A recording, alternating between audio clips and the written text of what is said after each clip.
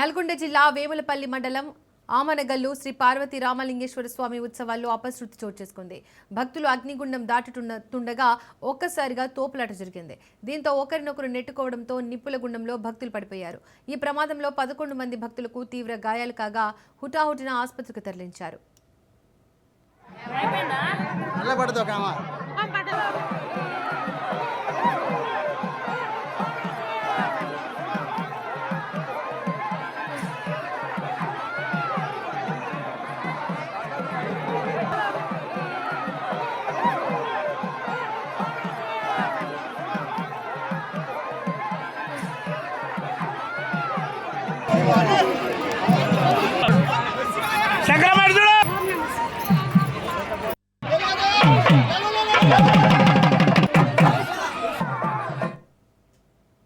నల్గొండ జిల్లా వేములపల్లి మండలం ఆమనగల్లు శ్రీ పార్వతీ రామలింగేశ్వర స్వామి ఉత్సవాల్లో అపశృతి చోటు చేసుకుంది. భక్తులు అగ్నిగుండం దాటుతుండగా ఒక్కసారిగా తోపులాట జరిగింది. దీంతో ఒకరినొకరు నెట్టుకోవడంతో నిప్పుల గుండంలో భక్తులు పడిపోయారు. ఈ ప్రమాదంలో 11 మంది భక్తులకు తీవ్ర గాయాలు కాగా హుటాహుటిన ఆసుపత్రికి తరలించారు. ఈ ఘటనకు సంబంధించి మరింత సమాచారాన్ని మా ప్రతినిధి పుల్లారావు అందిస్తారు. పుల్లారావు, వేములపల్లి మండలంలో ఉన్నటువంటి ఆమనగల్లు పార్వతీ రామలింగేశ్వర స్వామి ఆలయంలో బ్రహ్మోత్సవాలను జరుగుతున్న పరిస్థితి జరుగుతుంది. సో ఈ బ్రహ్మోత్సవాల్లో భాగంగా నిన్న రాత్రి అగ్నిగుండం ఏర్పాటు చేయగా ఆ యొక్క అగ్నిగుండంలో నడిచేందుకు భక్తులు వారు పెద్ద సంఖ్యలో కూడా పోటీ పడ్డ పరిస్థితి నెలకొంది.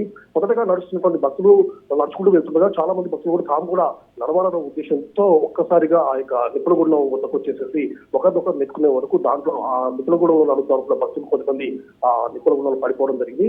వారిలో ఒక 11 మంది మాత్రం తీవ్రమైనటువంటి గాయాలు అయిన పరిస్థితి నెలకొంది. వెంటనే పక్కన వ్యక్తులు భక్తులు కానీ అదేవిధంగా అక్కడ ఉన్నటువంటి పోలీసులు వాళ్ళందరినీ కూడా బయటికి లాగేసేసి వారందరినీ మిర్యాలలో ఉన్నటువంటి ఏరియా హాస్పిటల్ తరలించేసి చికిత్స అందిస్తారు.